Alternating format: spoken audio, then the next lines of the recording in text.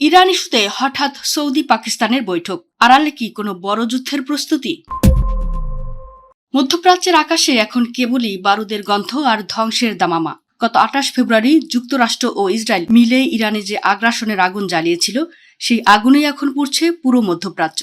মার্কিন ও ইসরায়েলি সামরিক ঘাঁটিতে ইরানের মুহুর্মুহু ড্রোন ও মিসাইল হামলায় যখন ওয়াশিংটন ও তেল আবিব দিশেহারা, ঠিক তখনই ত্রাসে কাঁপছে সৌদি আরব। ইরানের এই অপ্রতিরোধ ক্ষোভের আঁচ নিজেদের গায়ে লাগার ভয়ে তড়িঘড়ি করে সামরিক পরাশক্তি পাকিস্তানের দ্বারস্থ হয়েছে রিয়াদ। সম্প্রতি সৌদি আরবের প্রতিরক্ষা মন্ত্রী খালিদ বিন সালমান আল সৌদ এবং পাকিস্তানের সেনাবাহিনীর প্রধান আসিম মুনিরের মধ্যে এক অত্যন্ত গুরুত্বপূর্ণ রুদ্ধদ্বার বৈঠক অনুষ্ঠিত হয়েছে।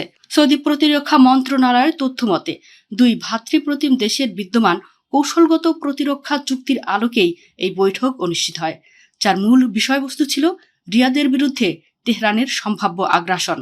কূটনৈতিক ভাষায় সৌদি আরব ও পাকিস্তান উভয় পক্ষই আশা প্রকাশ করেছে যে ইরান যেন বিচক্ষণতা ও যুক্তির পথ বেছে নেয় এবং ভুল সিদ্ধান্ত থেকে বিরত থাকে।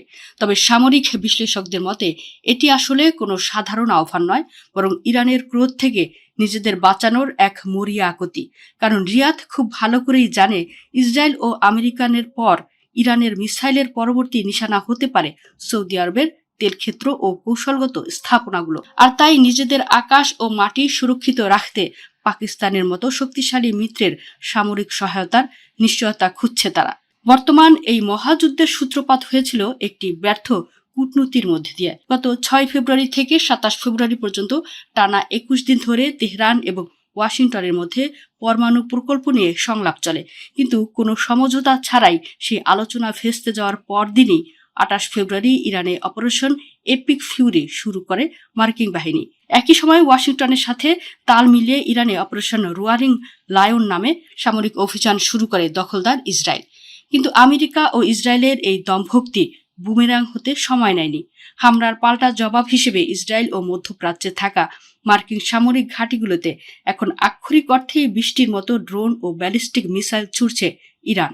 আন্তর্জাতিক গণমাধ্যমগুলোর দেওয়া সবচেয়ে চাঞ্চল্যকর তথ্য হলো, এই মহাযুদ্ধে ইরান একা নয়, বরং ভ্লাদিমির পুতিনের রাশিয়া সরাসরি তেহরানকে নিখুঁত গোয়েন্দা সহায়তা দিয়ে মার্কিন ও ইসরায়েলি ঘাঁটিগুলোকে মৃত্যু ফাঁদে পরিণত করেছে।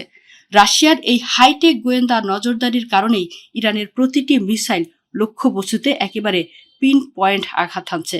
আরব আমিরাত থেকে মার্কিন সেনাদের পলায়ন আর ইসরায়েলের আয়রন ডোমের ব্যর্থতার পর সৌদি আরব এখন চরম অস্তিত্ব সংকটে ভুগছে। পাকিস্তানের সাথে রিয়াদের এই তড়িঘড়ি বৈঠক প্রমাণ করে যে মধ্যপ্রাচ্যের সমীকরণ এখন পুরোপুরি পাল্টে গেছে। আমেরিকার ছত্রছায়ায় থাকা আরব দেশগুলো আজ হারে হারে টের পাচ্ছে রাশিয়ার গোয়েন্দা সহায়তা পুষ্ট ইরানের এই বজ্রপাতে তাদের বাঁচানোর মতো কেউ নেই।